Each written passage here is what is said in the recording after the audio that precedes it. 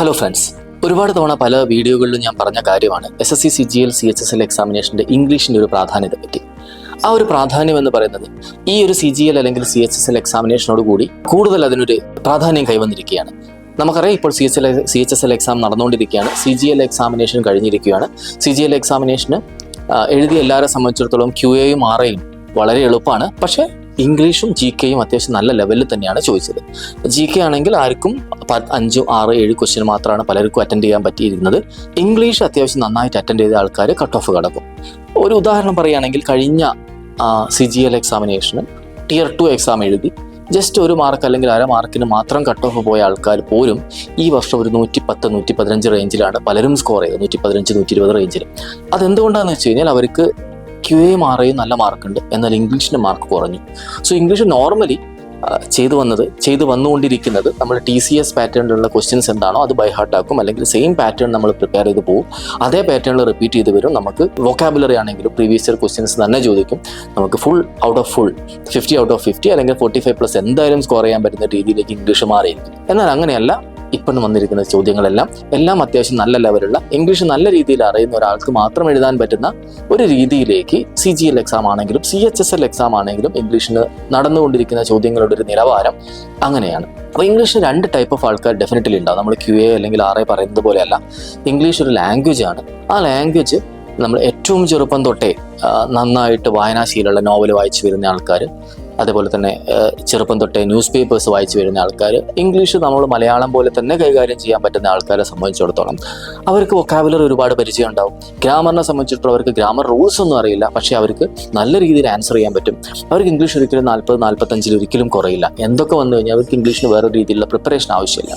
എന്നാൽ ബാക്കിയുള്ളവരെ സംബന്ധിച്ചിടത്തോളം ഇപ്പോൾ അവർക്ക് ബാക്കി 2 ഏരിയയും QAയും RAയും സ്ട്രോങ് ആയി കഴിഞ്ഞാലും ഇംഗ്ലീഷ് ഇല്ലാതെ ഒരിക്കലും കട്ട് ഓഫ് കിടക്കില്ല എന്ന ലെവലിലേക്ക് എത്തിയിരിക്കുകയാണ്. അപ്പോൾ അങ്ങനത്തെ ആൾക്കാർ, ഇപ്പോൾ ഞാനൊരു Tier 2 ലെവലിലാണ് പറയുന്നത്. Tier 1 ലെവലിലോ അല്ലെങ്കിൽ CGL 2026 എങ്ങനെ ഇംഗ്ലീഷ് പ്രിപ്പയർ ചെയ്യാം എന്നല്ല ഞാൻ ഇതിൽ പറയുന്നത്. ഈ Tier 2 എക്സാം 2026 ജനുവരി അല്ലെങ്കിൽ ഫെബ്രുവരി ആദ്യമോടെ CGL 2025 Tier 2 എക്സാം നടക്കുകയാണ്. അപ്പോൾ അതിന് ഇനി ഇംഗ്ലീഷ് നമുക്കൊരു ലിമിറ്റഡ് ആയിട്ടുള്ളൊരു 3 months ടൈമാണ് അല്ലെങ്കിൽ 2 months ടൈമാണ് നമ്മുടെ മുന്നിലുള്ളത്.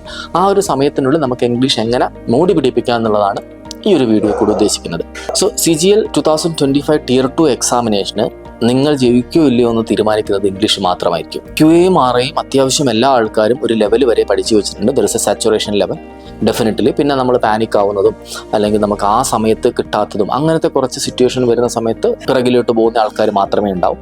അല്ലാതെ സെക്ഷൻ 1നെ സംബന്ധിച്ചിടത്തോളം നമുക്ക് ടൈം മാനേജ് ചെയ്തിട്ട് സെക്ഷൻ 1ൽ ഓൾമോസ്റ്റ് എല്ലാവരും ഒരു ലെവലിലോ അല്ലെങ്കിൽ ചെറിയൊരു വ്യത്യാസം ഉണ്ടാവും. എന്നാൽ സെക്ഷൻ 2 അങ്ങനെയല്ല. 45 ക്വസ്റ്റ്യൻ ഇംഗ്ലീഷാണ്, 25 ക്വസ്റ്റ്യൻ GK ആണ്. GK എന്തായാലും നമുക്കറിയാം നല്ല ലെവലിൽ തന്നെ എക്സ്പെക്ട് ചെയ്യാം.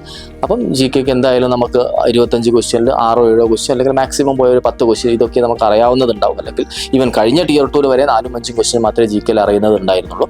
എന്നാൽ ഇംഗ്ലീഷ് എന്നത് അപ്പോൾ അത് ഒരു ഓൾമോസ്റ്റ് എല്ലാവർക്കും ഒരേ ലെവലിൽ തന്നെയായിരിക്കും GK വരുന്നത്. എന്നാൽ ഇംഗ്ലീഷ് എന്നത് നമ്മൾ 45 ക്വസ്റ്റ്യനിൽ 10 ക്വസ്റ്റ്യൻ തെറ്റിയാൽ നമ്മൾ എക്സ്പെക്ട് ചെയ്തതിൽ നിന്ന് 40 മാർക്ക് പോയി. അപ്പോൾ ഇംഗ്ലീഷിൽ എറർ ഒരുപാട് കൂടാൻ സാധ്യതയുണ്ട്. അപ്പോൾ ആ എറർ എങ്ങനെ കുറച്ചുകൊണ്ട് നമുക്ക് മാക്സിമം ലെവലിൽ അറ്റൻഡ് ചെയ്യുക എന്നുള്ളതാണ് ഈ ഒരു വീഡിയോ കൂടെ ഞാൻ പറയുന്നത്. ഇംഗ്ലീഷ് മാത്രമാണ് ഇതിൽ ഞാൻ പറയുന്നത്. ബാക്കി Tier 2ൻ്റെ കാര്യങ്ങളൊന്നും ഞാൻ ഇതിൽ കൂടെ സൂചിപ്പിക്കുന്നില്ല. അപ്പോൾ ഇംഗ്ലീഷ് നമുക്ക് 3 ആയിട്ട് ഡിവൈഡ് ചെയ്യാം. ഒന്ന് വൊക്കാബുലറി, രണ്ടാമത്തത് ഗ്രാമർ പോർഷൻ, മൂന്നാമത്തത് നമുക്ക് കോംപ്രിഹെൻഷൻ പോർഷൻ. സോ വൊക്കാബുലറിയിൽ idioms and phrases, one word substitution, synonym, antonym വരുന്നുണ്ട്. അപ്പോൾ അത് നിങ്ങൾ ചെയ്യണം. നിങ്ങൾ ഓൾറെഡി പഠിച്ചൊരു ബുക്ക് ഉണ്ടാവും, അത് ഏതാണെങ്കിലും.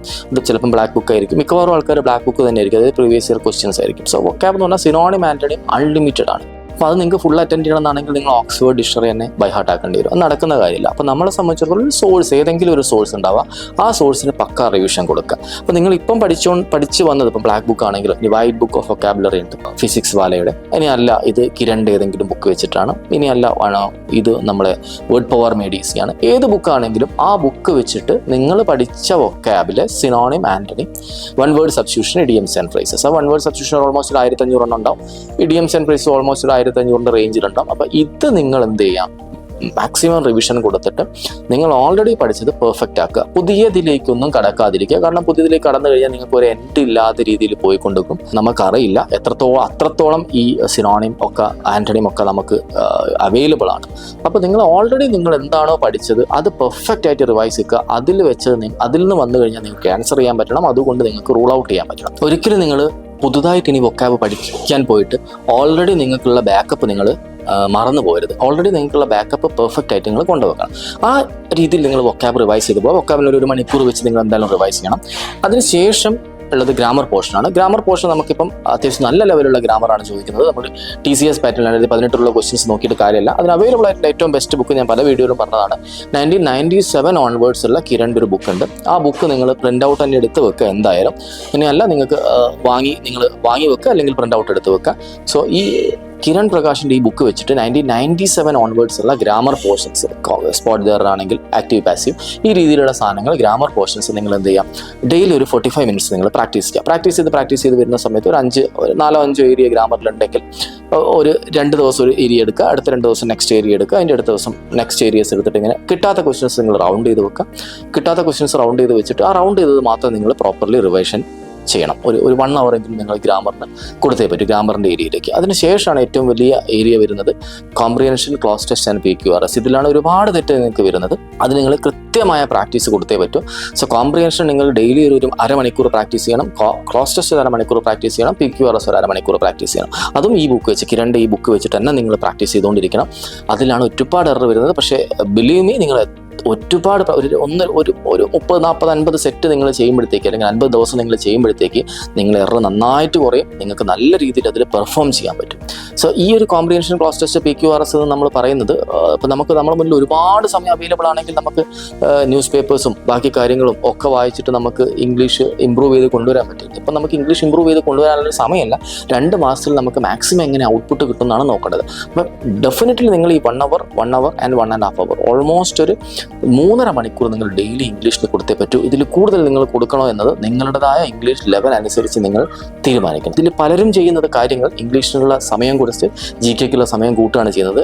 സോ ഇംഗ്ലീഷിന് നിങ്ങൾ എത്രത്തോളം സമയം കൊടുക്കുന്നോ അതിന് ഡയറക്റ്റ്ലി പ്രൊപ്പോർഷണലേറ്റ് ആയിട്ടുള്ള റിസൾട്ട് നിങ്ങൾക്ക് കിട്ടും. എന്നാൽ GKക്ക് നിങ്ങൾക്ക് കൊടുക്കുന്ന സമയത്തിന് ഒരിക്കലും നിങ്ങൾക്ക് ഡയറക്റ്റ്ലി പ്രൊപ്പോർഷണലേറ്റ് ആയിട്ടുള്ള റിസൾട്ട് നിങ്ങൾക്ക് ഒരിക്കലും നമുക്ക് പ്രെഡിക്റ്റ് ചെയ്യാൻ പറ്റില്ല. അപ്പം നിങ്ങൾ ഈ ഒരു സമയം ഇംഗ്ലീഷിന് കൊടുക്കുക.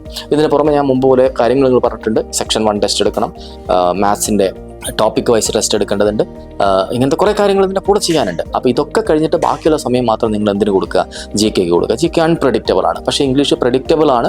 അതിൽ നിങ്ങൾക്ക് ഇമ്പ്രൂവ് ചെയ്ത് കൊണ്ടുവരാൻ പറ്റും. സോ ഞാൻ ഈ പറയുന്നത് ഒരിക്കലും നിങ്ങൾ ഇംഗ്ലീഷ് ലാംഗ്വേജിൻ്റെ സ്കില്ല് ഇമ്പ്രൂവ് ചെയ്യാനുള്ള സംഭവങ്ങളൊന്നുമല്ല. എക്സാമിനേഷൻ പോയിന്റ് ഓഫ് വ്യൂവിൽ എങ്ങനെ നമുക്ക് Tier 2 വേണ്ടി മാത്രം, ഇതൊരിക്കലും CGL 2026 Tier 1 എങ്ങനെ ഇംഗ്ലീഷ് പഠിക്കുക എന്നുള്ളതിൻ്റെ ഒരു സംഭവമല്ല. CGL 26 Tier 1 നമുക്ക് മുന്നിൽ ഒരുപാട് സമയം അവൈലബിൾ ആണ്.